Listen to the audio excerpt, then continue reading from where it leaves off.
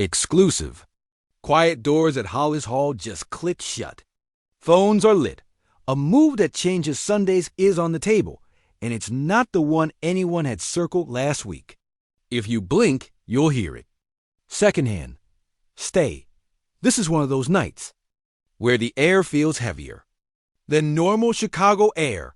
You know that feeling. When a game hangs on 1/3 and 7, and you can almost hear the quarterback hold his breath, that's the moment our defense still doesn't own. We win early downs. We get to 3rd down. And then too often, it slips. Not because we don't want it more, but because we're one finisher short. It's not about effort. It's about a closer. The guy who ruins protections by himself. The dude with a first step that steals a tackle's soul before the ball is out. You've seen him on TV in January, winning snaps that don't just end drives. They rip the heartbeat out of them. Chicago has built a spine. The middle hits. The secondary competes. Montez Sweat is a grown man. But every contending defense has a second heat source. A storm that arrives from the opposite edge and makes coordinators call timeouts for no real reason. That's what tonight's smoke is about. Here's what we're doing together in this video. We'll track the breadcrumbs that led to tonight, break down the type of player the front office targeted, lay out the trade math and the contract levers that make it possible, map how it would change Matt Eberflus' 3rd down package, and talk through the risk if the deal doesn't happen. No fluff. Clear, simple, all the angles fans actually care about. You're watching Bears News Fan Report. If you ride with Navy and Orange, tap in, drop a like so more Bears fans find this, and hit subscribe because we're here all week when the rest of the league pretends not to see us heating up. All right, helmets on, chin strapped tight. Let's go to the whiteboard. Let's start with identity. This team wants to hit you with 4 and cover with 7. Keep shells honest. Win with technique. Then, when it's money time, unleash games up front and force the QB to throw into tight windows. It's smart football, and it travels. But to leave September patterns in the past, you need one more piece that tilts the field on command, that don't you dare drop back piece. Think about the division. Cold weather, late season, heavy on play action, quick game. And those awful 2nd and long shots where the QB boots and loads up. If your edge doesn't squeeze that cushioning close, your coverage has to be perfect for 4 seconds. 4 seconds is a lifetime. The right addition turns those 4 seconds into 2.5. That's the difference between a punt and a dance in the end zone. So what does the prototype look like? Long arm stab that makes tackles panic. Inside counter that lands without warning. Motor that doesn't care about score or quarter. A guy who has done it in hostile stadiums, who doesn't need to figure out the postseason. Someone offenses know by name before the plane lands and still can't scheme away. The whisper around the league for the last 48 hours has been simple. Chicago wants a closer. Not a developmental swing. Not a mid-tier rotation piece. A proven finisher from the AFC who's been a problem for years. The kind of player who makes a defensive line room sit up straighter just by walking in with his gloves half on. The name? Trey Hendrickson. You felt your shoulders lift a little, didn't you? That's because Hendrickson is certified. A proven edge with violent hands, clever angles, and that relentless last man out of the pocket energy. You don't need a scouting seminar to know the tape. He closes. He turns near sacks into drive-ending negatives. And for a team that already has Sweat's length and anchor, the pairing reads like a coordinator's Christmas list. Why would this even be a conversation? 2 reasons that football people never stop watching: leverage and timing. When a franchise's season gets muddy injuries, offensive sputters, standings math, the smart front offices assess assets with cold eyes.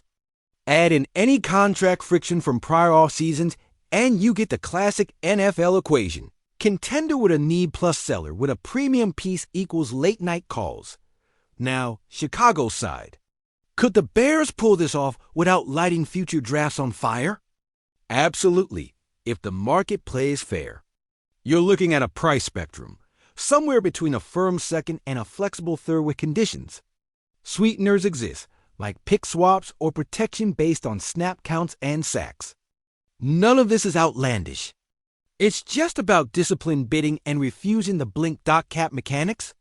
This front office can handle it. Structure with option bonuses.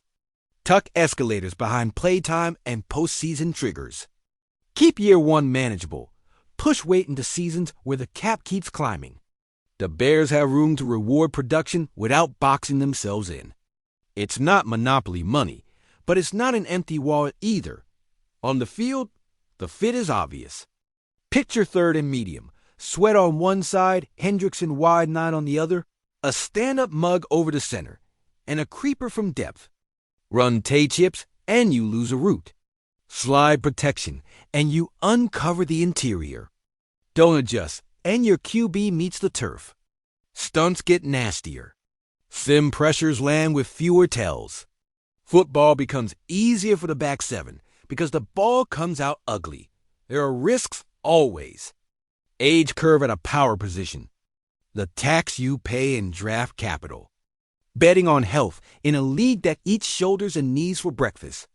And the macro question, are you adding a finisher 1 year too early or 1 year too late? That's where conviction matters. You trade for who a player is on Sunday, not for the long biography page. Timeline matters too.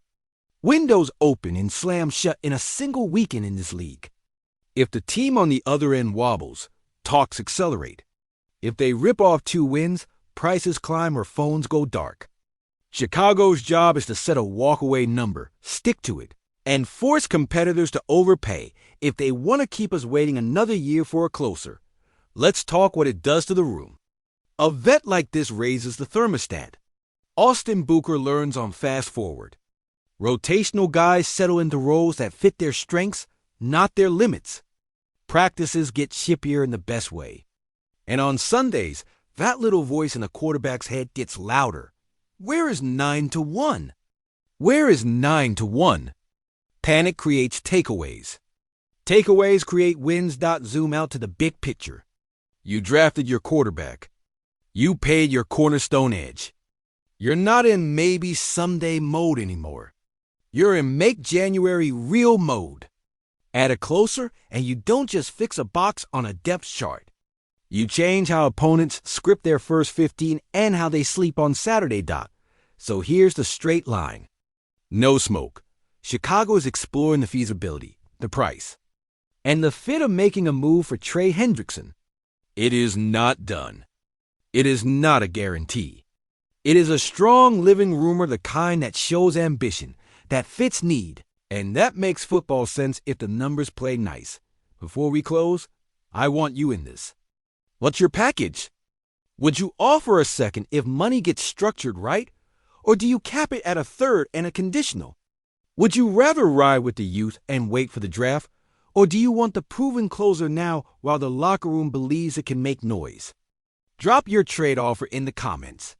Keep it real. Keep it Chicago. Got my take? If the market slides below a firm second, I'd swing.